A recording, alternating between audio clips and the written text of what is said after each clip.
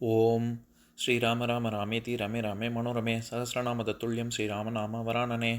உலகம் யாவையும் தாமுழா வாக்கலும் நிலைபெறுத்தலும் நீக்கலும் நீங்களா அழகிலா விளையாட்டுடையார் அவர் தலைவர் அன்னவர் சரண் நாங்களே. எத்திர எத்திர ரகுநாத கீர்த்தனம் தத்திர தத்திர கிருத்தமாஸ்தகாஞ்சலிம் வாஷ்பவாரி பரிபூர்ணலோச்சனம் மாருதிம் நமது ராட்சசாந்தகம். அஞ்சிலே ஒன்று பெற்றான் அஞ்சிலே ஒன்றை தாவி அஞ்சிலே ஒன்று ஆறாக ஆரியர்க்காக ஏகி அஞ்சிலே ஒன்று பெற்ற அணங்கை கண்டு அயலாரூரில் அஞ்சிலே ஒன்றை வைத்தான் அவன் எம்மை அழித்துக் காப்பான். இன்னைக்கு நம்ம கம்பராமாயணத்துல பாலகாண்டத்துல மிதிலை காட்சி படலத்துல 67வது பாடல் பார்க்க போறோம்.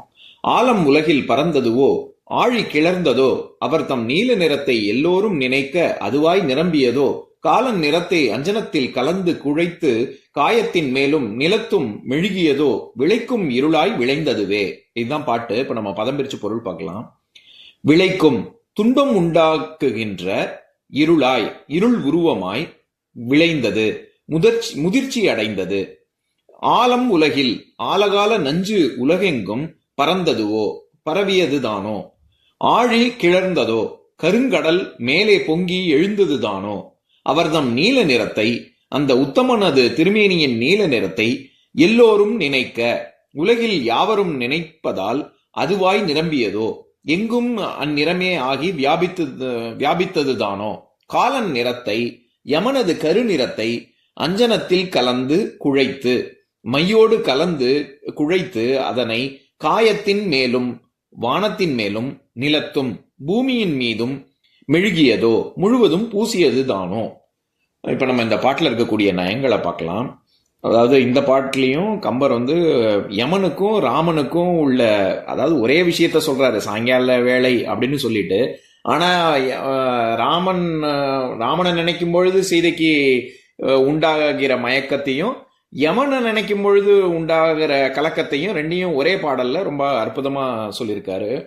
அதாவது விளைக்கும் இருளாய் போன பாட்டு மாதிரியே சாயங்கால நேரம் அப்படியே இருண்டு வருகிறது. அந்த இருள் உருவம் அது முதிர்ச்சி அடைந்து ஆலம் உலகில், அதாவது வெறும் உலகு கிடையாது, ஆலகால நஞ்சு உலகம் பூரா பரவுனா எப்படி இருக்கும் அந்த மாதிரி அப்படின்னு ஒரு உவமை சொல்றாரு.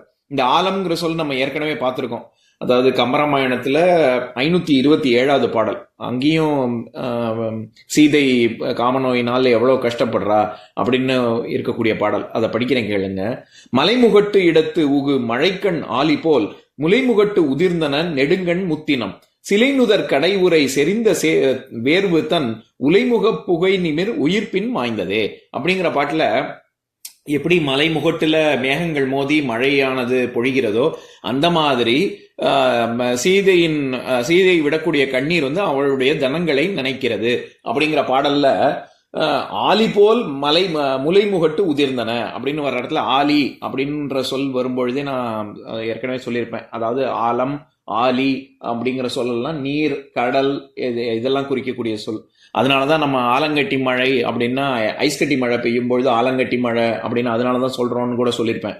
எதுக்கு சொல்ல வரேன், அப்பவே நம்ம ஆலம்ங்கிற சொல்லுக்கு ஆலகால விஷத்தையும் குறிக்கும் அப்படின்னு நம்ம பார்த்தோம்ல. அந்த மாதிரி அந்த பொருள்ல தான் இங்க வருது.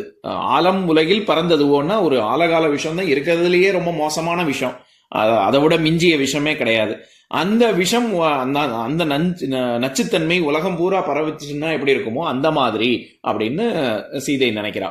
ஆழி கிளர்ந்ததோ, ஆழின்னா கடல்னு அர்த்தம். கருங்கடலானது ஒரு சுனாமி மாதிரி மேல பொங்கி எங்க பார்த்தாலும் கடல் நிலத்து பகுதியில உள்ள வந்தா எப்படி இருக்கும் அந்த மாதிரி ராமனின் திருவுருவம் திருமேனியின் நிறம் அப்படி இருக்கு. அவர்தம் நீல நிறத்தை எல்லோரும் நினைக்க, அந்த மாதிரி ராமனின் அந்த திருமேனி நிறத்தை எல்லாருமே நினைக்கிறதுனால உலகம் பூரா அப்படி இருக்கோ, வானத்திலையும் சரி பூமியிலையும் சரி அந்த எல்லாமே ராமனின் நிறமாக மாறுகிறதா அப்படின்னு அவளுக்கு சீதைக்கு ஒரு கலக்கம் ஏற்படுகிறது. அதுவாய் நிரம்பியதோ காலன் நிறத்தை அஞ்சனத்தில் கலந்து குழைத்து. இந்த 2வது பகுதி, இந்த பாட்டுல 2வது பகுதியில யமனை பத்தின வர்ணனை. காலன்னா யமன் தான் அர்த்தம். காலனின் நிறத்தை அஞ்சனத்தில் கலந்து, இருக்கிறதுலே ரொம்ப கருகருன்னு இருப்பான். நம்ம முன்னாடியே கம்பர் வர்ணிச்சிருக்காருல, செம்பட்டை மயிர் கொண்டு கரு நிறத்தோடு அப்படின்னு. அதனாலதான் சாயங்கால வேளையையும் நம்ம யமனோட பொருத்தி பார்த்தோம் முன்னாடி. அந்த மாதிரி ஆகாயத்தின் மேலையும் நிலத்தின் அதாவது பூமிக்கும் ரெண்டு இடத்துலையும் மெழுகியதோ பூசினாப்புல இருக்கு அப்படின்னு சொல்றாரு. இந்த இடத்துல காயத்தின் மேலும்னு தானே இருக்கு, ஆகாயம்னு இல்ல. ஆகாயத்தின் மேலும்னு இல்ல, காயத்தின் மேலும்னு தான் இருக்கு. இது வந்து செய்யுள் விகாரங்கள்ல முதற்குறை. நம்ம ஏற்கனவே உதாரணம் பார்த்திருக்கோம். தாமரை அப்படிங்கிறதுக்கு பதிலாக மறை அப்படின்னு வரும். கம்பராமாயணத்திலேயே அதற்கான உதாரணம் இருக்கு. நம்ம 523வது பாடல், அதை படிக்கிறேன் கேளுங்க. தழங்கிய கலைகளும் நிறையும் சங்கமும் மழுங்கிய உள்ளமும் அறிவும் மாமையும் இழந்தவள் இமையவர் கடைய யாவையும் வழங்கிய கடல் என வரியல் ஆயினாள் அப்படிங்கிற பாட்டு. சீதை எப்படி இருந்தா அப்படின்னா, எல்லாம் போய் விட்டு கடல் அமிர்தத்தையும் கொடுத்து விட்டு கடல் எப்படி ஒன்றும் இல்லாம இருக்கிறதோ அந்த மாதிரி சீதை ரொம்ப வரியல் ஆயினாள் அப்படிங்கிற பாட்டுல தழங்கிய கலைகளும், அவள் அணியக்கூடிய அணிகலன்கள் எல்லாம் கொஞ்சம் கொஞ்சமா தளர்கிறது, ஏன்னா அவள் மேனி மெலிந்து விட்டாள் அப்படின்னு வர்ற இடத்துல தழங்கிய மேகலைகளும் அப்படின்னு வரணும். ஆனா அங்க கலைகளும், அதுலயே நம்ம ஒரு நயம் பார்த்தோம். இங்க வந்து முதற்குறை மட்டும் இல்ல, இதுல வந்து பல 8 கோப்புகள் சேர்ந்ததுதான் மேகலைங்கிற ஆபரணம். அதனால கலைனா பகுதின்னு அர்த்தம். அதையே வச்சு வார்த்தையில விளையாடி இருக்காருன்னு நம்ம பார்த்தோம்ல, அந்த மாதிரி தான் இந்த பாட்டுலயும் ஆகாயம் அப்படிங்கிறத காயம் அப்படின்னு மாத்திட்டாரு. காயத்தின் மேலும்னா நம்ம ஆகாயம் வானம்னு தான் அர்த்தம் கொள்ளணும். வானத்திலையும் சரி, பூமியிலையும் சரி, நிலத்திலையும் சரி, அது பூசு நாப்புல இருக்கு. அஞ்சனை மைய எடுத்து வானத்துக்கும் பூமிக்கும் நம்ம பெயிண்ட் அடிச்சா எப்படி இருக்கும், மேல கருப்பு நிறத்துல ரெண்டுத்துலயுமே மைய பூசினா எப்படி இருக்குமோ அப்படி இருக்கு இந்த சாயங்கால வேளை அப்படின்னு சீதை நினைக்கிறா. இந்த இடத்துல மெழுகியதோ அப்படின்னு சொல்றாரு. மெழுகுதல் அப்படின்னாலே பூசுதல், தரையை சாணம் விட்டு தூய்மை செய்தல். நம்ம வந்து சாணம் போட்டு மொழுகு, நம்ம வந்து மொழுகு அப்படின்னு பேச்சு வழக்கில் சொல்றோம். அந்த மொழுகிறது அப்படிங்கிறது மெழுகிறது தான் நம்ம மொழுகிறதுன்னு சொல்றோம். தரையை மொழுகிறதுன்னா அந்த காலத்துல சாணம் விட்டு மொழுகுவாங்க, இப்ப வெறும் தண்ணி சோப்பு சொல்யூஷன் வச்சு தரையை துடைக்கிறது தான், அதுதானே மெழுகுதல்னு சொல்றோம். அதுக்கு பூசுதல்னு தான் அர்த்தம். அதனாலதான் நம்ம இப்ப ஏதாவது ஒரு குற்றம் செஞ்சு விட்டு அதை ஒரு மாதிரி மறைச்சா நம்ம என்ன பூசி மொழுகிறியா அப்படின்னு கேட்கறோம்ல, அதுவும் பூசி மெழுகிறது தான். அதைத்தான் நம்ம பேச்சு வழக்கில் பூசி மொழுகிறதுன்னு சொல்றோம். பூசுறது அப்படின்னு தான் அர்த்தம். அந்த மாதிரி இங்கே வானத்துக்கும் பூமிக்கும் கருப்பு மையிட்டு பூசியது போல இருக்கிறது அப்படின்னு கம்பர் சொல்றார். இந்த இடத்துல பொதுவாகவே கடல் அப்படிங்கிறதானது பிரிந்த தலைவன் தலைவி அவர்களுக்கு வருத்தத்தை இன்னும் மிகுவிக்கக்கூடிய ஒரு சமாச்சாரம். எப்படி மாலை பொழுது நம்ம சொல்றோமோ அந்த மாதிரி கடலும் அப்படிதான்.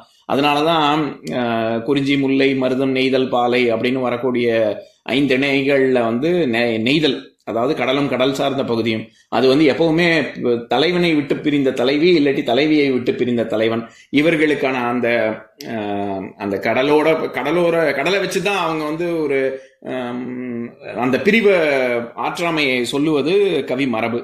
அந்த வழக்கத்துல இங்க கம்பர் என்ன சொல்றாரு, ஆழி கிளர்ந்ததோ அப்படின்னு, அதனாலதான் அங்க கருங்கடலை உதாரணமா கொண்டு வர்றாரு. இப்ப நான் பாட்டை இன்னொரு தடவை படிக்கிறேன் கேளுங்க. ஆலம் உலகில் பறந்ததுவோ ஆழி கிளர்ந்ததோ அவர் தம் நீல நிறத்தை எல்லோரும் நினைக்க அதுவாய் நிரம்பியதோ காலன் நிறத்தை அஞ்சனத்தில் கலந்து குழைத்து காயத்தின் மேலும் நிலத்தும் மெழுகியதோ விளைக்கும் இருளாய் விளைந்ததுவே. இன்னொரு நாள் இன்னொரு பாட்டு பார்க்கலாம். ஓம் சாந்தாகாரம் புஜகசயனம் பத்மநாபம் சுரேஷம் விஸ்வாதாரம் ககனசத்ருசம் மேகவர்ணம் சுபாங்கம் லக்ஷ்மீகாந்தம் கமலநயனம் யோகி ஹிருத்யானகம்யம் வந்தே விஷ்ணும் பவபயஹரம் சர்வலோகைகநாதம். உம்பரோடு இம்பர்காரும் உலகம் ஓர் ஏழும் ஏழும் எம்பெருமான் என்று ஏத்தி இறைஞ்சி நின்று ஏவல் செய்ய தம்பியரோடும் தானும் தருமமும் தரணி காத்தான் அம்பரத்து அனந்தர் நீங்கி அயோத்தியில் வந்த வள்ளல். ஓம் பூர்ணமதః பூர்ணமிதம் பூர்ணாத் பூர்ணமுதஸ்யதே பூர்ணஸ்ய பூர்ணமாதாய பூர்ணமேவாவசிஷ்யதே. ஓம் சாந்தி சாந்தி சாந்திः. ஓம் சர்வேஷாம் ஸ்வஸ்திர்பவது சர்வேஷாம் சாந்திர்பவது சர்வேஷாம் பூர்ணம் பவது சர்வேஷாம் மங்களம் பவது. ஓம் சாந்தி சாந்தி சாந்திः.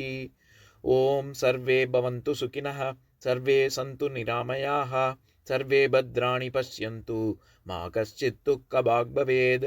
ஓம் சாந்தி சாந்தி சாந்திः.